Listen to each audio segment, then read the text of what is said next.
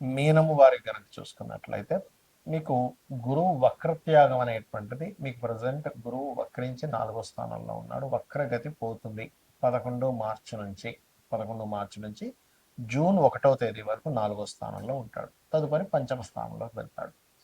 దీనివల్ల కలిగే ఫలితాలు ఏమిటి, ఏ దేవతారాధన చేసుకోవాలి, ఎటువంటి విషయాల పట్ల మీరు జాగ్రత్తగా ఉండాలి. అదేవిధంగా మీ పర్సనల్ చార్ట్లో కనుక ఏదైనా గ్రహం వక్రించి ఉంటే, వక్రించి అంటే రిట్రోగ్రేషన్లో ఉంటే దానివల్ల కలిగే ఫలితాలు ఏమిటి అనేటువంటి విషయాలు చెప్తుంది నేనైనప్పటికీ చెప్పిస్తుంది సాక్షాత్ లలిత అమ్మవారిగా భావిస్తూ ఆ లలితాంబిక అమ్మవారి యొక్క అనుగ్రహం మీకు పరిపూర్ణంగా కలగాలని మనస్ఫూర్తి కోరుకుంటూ, ఇక్కడ ఎప్పుడైతే మీకు రాశిలో శని యొక్క సంచారం జరుగుతుందో కాస్త ఏలినాటి శని ప్రభావం ఒత్తిడి ఎక్కువగా ఉంటుంది, ఉండదని కాదు.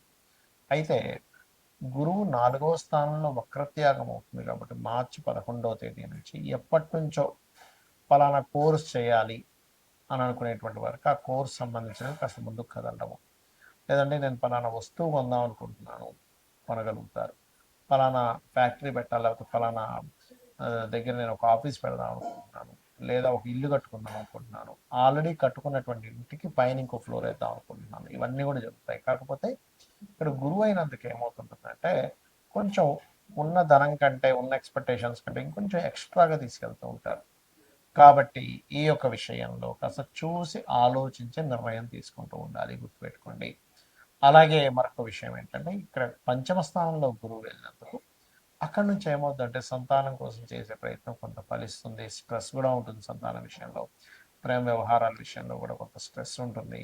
సర్వసాధారణంగా మీకు ఏంటంటే లగ్నం నుంచి 6వ స్థానంలో కేతు సంచారం జరుగుతున్నందుకు పూర్వజన్మ కర్మస్థానంలో ఎప్పుడైతే కేతు ఉంటున్నాడో, కేతు పూర్వజన్మ కర్మస్థానాన్ని నిర్ధారించే కారకుడవుతాడు. కాబట్టి ఎప్పుడైతే ఈ గణపతిని మీరు రెగ్యులర్గా ఆరాధన చేయడము, రాజరాజేశ్వరి అమ్మవారి యొక్క ఆరాధన చేయడము, మరియు ఏలినాటి శని యొక్క ప్రభావం ప్లస్ 12వ స్థానంలో రాహు ఉన్నాడు కాబట్టి మీరు విదేశాలకు వెళ్ళాలనేటువంటి ప్రయత్నం ఫలిస్తుంది ఇక్కడ.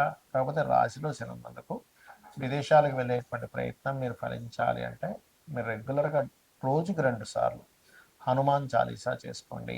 ఏలినాటి శని ప్రభావం రాశిలో ఉన్నందుకు కాస్త మీరు ఏది కూడా నెగ్లిజెన్సీ, పెండింగ్ పెట్టడం, పోస్ట్ పోన్ చేయడం చేయకండి.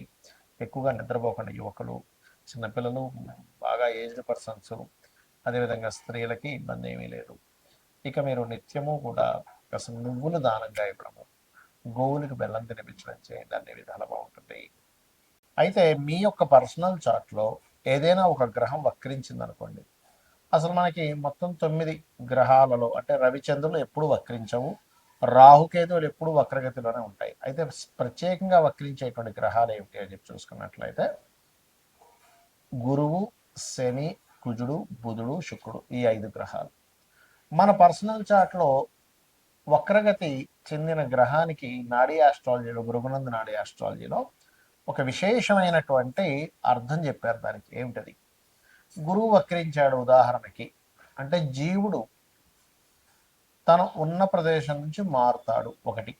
రెండవది తను ఏ రాశిలో ఉండి వక్రించి ఏ రాశి వైపు వెళ్తున్నాడో దాన్ని బట్టి కూడా రిజల్ట్ ఉంటుంది. ఏ గ్రహాన్ని వదిలిపెట్టి ఇంకే గ్రహంలోకి వెళ్తున్నాడు అనే దాన్ని బట్టి కూడా రిజల్ట్ ఉంటుంది. అక్కడ ఒక శుభగ్రహం ఉండి వదిలిపెట్టి పాపగ్రహం వైపు వెళ్తే ఇతను ఉన్న ప్రదేశం మారడం వల్ల, లేకపోతే కొన్ని వదిలేయడం వల్ల చాలా ఇబ్బంది పడతాడని అర్థం. అలా కాకుండా అంటే ఎలా అంటే ఇప్పుడు చూడ మనకి మంచి మనుషులను వదిలేసి అనవసరమైన దీంట్లో వెళ్తున్నాము అని చెప్పొచ్చు. ఇది శుభగ్రహంతో ఉన్నటువంటి గురువు వక్రించి పాపగ్రహం వైపు వెళ్తాయి. అలా కాకుండా పాపగ్రహంతో ఉన్నటువంటిది వదిలేసి శుభగ్రహం వైపు వెళ్తున్నాడు అనుకోండి, మీ లైఫ్లో ఖచ్చితంగా కొన్ని ఇబ్బందులు ఏవైతున్నాయో పోయి మళ్ళీ మంచి టైం వస్తుందని కూడా చెప్పొచ్చు. అయితే జూపిటర్ వక్రగతి అనేటువంటి పాస్ట్ లైఫ్ అని చెప్తుంది. ఏ గ్రహమైన వక్రగతి అంటే పూర్వజన్మంలో కొన్ని దేవతా సంబంధించినటువంటివి, గురు సంబంధించినటువంటిది, అదేవిధంగా స్పిరిచువల్ రిలేటెడ్ సంబంధించినవి, గురువు సేవ సంబంధించినవి కొన్ని మీరు పెండింగ్లో ఉన్నారు, అవి మీరు తీర్చుకోవడానికి ఈ జన్మ ఎత్తారు అనేటువంటిది మీరు అర్థం చేసుకోవాలి.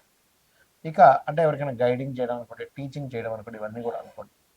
ఇక రెండవది శని గనక వక్రించాడు, ఇక్కడ కూడా మీరు శని అంటే కర్మకారకుడు, ఉద్యోగానికి కారకుడు కాబట్టి ఈ ఉద్యోగానికి కారకుడైన శని మీ జన్మజాతకంలో ఏ రాశిలో ఉన్నాడు, నీచంలో ఉండి వక్రిస్తే అంటే మేషరాశిలో ఉండి వక్రిస్తే నీచత్వం పోయినట్టు.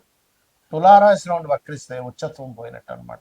కాబట్టి ఉచ్చనీచ స్థానాల్లో ఉండేటువంటి గ్రహాలు వక్రించినప్పుడు అది రివర్స్ ఫలితాలు ఇస్తాయి. అలాగే మిగతా రాసుల్లో ఏ రాశిలో ఉండి వక్రించాడు ఆ యొక్క తత్వాన్ని వదిలిపెట్టి పక్క తత్వాన్ని ఇది తీసుకోబోతుంది అనేటువంటిది మీరు అర్థం చేసుకోగలగాలి. అలాగే ఇక్కడ ఏంటంటే ఎప్పుడైనా శని భగవానుడు వక్రించాడు అంటే పూర్వజన్మల్లో మనము చేయవలసినంత జాబ్ అనుకోండి, మనం ఎక్కడో మనకు ఒక జాబ్ ఇస్తే ఆ జాబ్ని సరిగ్గా చేయకపోవడం వల్ల మన కర్మలు కొన్నిటిని వదిలేసాము, పూర్తి చేయలేదు. ఆ కర్మలు కంప్లీట్ చేయడానికి ఈ జన్మలో పుట్టాము. అందుకే ఎవరైనా శని వక్రించినప్పుడు అది ముఖ్యంగా డియోల్ సైన్ వెళ్ళినప్పుడు డియోల్ కారకుడితో కనెక్ట్ అవుతున్నప్పుడు రెండు జాబులు చేస్తారు. అది. ఇక మరొక విషయం ఏంటంటే ఇక్కడ ఉన్న ప్రదేశం నుంచి ఇతర ప్రదేశాలకు వెళ్తే వీళ్ళ యొక్క కెరీర్ బాగుంటుంది అనేటువంటి సంకేతం మీ జన్మజాతకంలో కనుక శని వక్రించాడంటే. ఇక కుజుడు వక్రించాడు, అది ఉండే కండిషన్ బట్టి. అంటే ఇప్పుడు కుజుడు కనుక వక్రించి మంచి స్థానం వైపు వెళ్తూ ఉంటే భూముల వల్ల కలిసి రావడము, కుజుడు కనుక వక్రించి ఏ కేతు గ్రహంతో లేకపోతే కొన్ని పాపగ్రహాలతో కలిస్తే భూముల వల్ల ఇబ్బంది రావడము, అదేవిధంగా అన్నదమ్ముల వల్ల ఇబ్బంది రావడము, మనిషి యొక్క మనకి వెన్నుముక్క అంటారు, వెన్నుముక్కకి సంబంధించిన బ్లడ్ సంబంధించిన జీవిత భాగస్వామిలో ముఖ్యంగా స్త్రీలకి భర్త సంబంధించినటువంటి విషయాల్లో ఉంటూ ఉంటుంది. అదేవిధంగా మరొక విషయం ఏంటంటే పరాక్రమ కారకుడు కాబట్టి ఏ స్థానంలో ఉండి వక్రించాడని చూడాలి. 4లో ఉండి వక్రిస్తే 3లోకి వస్తున్నాడు కాబట్టి పరాక్రమం ఉంటుంది.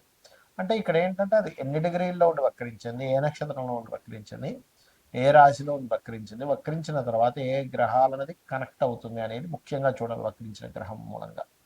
అలాగే బుధుడు శుక్రుడు. బుధుడు వక్రించాలంటే దాని అర్థం ఏమిటంటే నాలెడ్జ్ షేర్ చేయడానికి పుట్టావు నువ్వు. నీవు ఎంత నాలెడ్జ్ని షేర్ చేస్తూ ఉంటే లైఫ్లో అంత ఎదుగుతూ ఉంటావని దీని యొక్క అర్థం. అదేవిధంగా పూర్వజన్మల్లో కొన్ని రిలేషన్స్ పోగొట్టుకొని మరలా ఆ రిలేషన్స్ కనెక్టివిటీ కోసం ఈ జన్మ ఎత్తడం జరుగుతుంది. బికాజ్ ఆఫ్ బుధుడు ఇస్ రిలేషన్స్ కారకుడు. ఇది ప్రధానంగా గుర్తుపెట్టుకోవాలి. ఇక శుక్రగ్రహం ఎప్పుడైనా సరే గుర్తుపెట్టుకోండి, శుక్రుడు భార్యాకారకుడు, ధనకారకుడు. కాబట్టి ధనము ఉన్న ప్రదేశం నుంచి ఇతర ప్రదేశాలకు వెళ్ళడం వల్ల వస్తుందని చెప్పొచ్చు. లేదా ఇతర ప్రదేశాలకి వెళ్ళినప్పుడు కొంతమందికి ఇబ్బంది జరుగుతుంది. ఎప్పుడంటే పక్క రాశుల్లో కనుక అది వక్రించిన రాశి, అంటే ఉదాహరణకి మేషంలో వక్రించాడు, మీనంలోకి వెళ్తున్నాడు, ఉచ్చస్థానం వైపు వెళ్తున్నాడు. అలా కాకుండా మీనంలో ఉచ్చస్థానంలో వక్రించాడు, ఉచ్చస్థానం పోగొట్టుకుంటుంది. అదేవిధంగా ఏ రాశిలో అయినా శుక్రుడు వక్రించినప్పుడు ఆ వెనక రాశిలో ఉండే ప్లానెట్ ఏమిటి, ఆ వెనక రాశిలో ఉండే ప్లానెట్ యొక్క స్థితి ఎలా ఉంది కూడా చూసుకోవాలి. ఇక మీరు ఈ గ్రహాలు వక్రించినప్పుడు దానికి సంబంధించిన అంటే కొంతమందికి స్త్రీలతో, ఇప్పుడు శుక్రుడు అనుకోండి, స్త్రీలకు చేయాల్సిన కొన్ని బ్యాలెన్స్ ఉండిపోయాయి. అంటే చెల్లి అనుకోండి, భార్య అనుకోండి. అదేవిధంగా అందుకే కొంతమంది సప్తమంలో కనుక శుక్రుడు వక్రిస్తే జీవిత భాగస్వామి దూరంగా వెళ్ళడం, జీవిత భాగస్వామితో ఏదో కారణం చేత దూరంగా ఉండడం కూడా జరుగుతుంది లగ్న సప్తమాల్లో వక్రించినప్పుడు. ఇక ఇవన్నీ ఒక ఎత్తు అయితే మీ పర్సనల్ చార్ట్లో మనం గోచార ఫలితాలు ఎలా అయితే చెప్పుకున్నాం, పర్సనల్ చార్ట్లో ఉండేటువంటి లగ్నం నుంచి 12 భావాధిపతులు ఎలా ఉన్నాయో చూసుకోవాలి. అంతేగాని ఎల్నాటి శని వల్లే నాకు ఇబ్బంది వస్తుంది, కాల్సపు దోషం వల్ల ఇలా వస్తుంది అని అనుకోవడం కాదు. ఇవి చూసుకుంటూ మీకు సరే మీ జాతకం తెలియదు రెగ్యులర్గా రోజు లలితా సహస్రనామాల యొక్క శ్రవణం కానీ పఠనం కానీ చేయండి. ఖచ్చితంగా మీకు బాగుంటుంది. శ్రీమాత్రే నమః.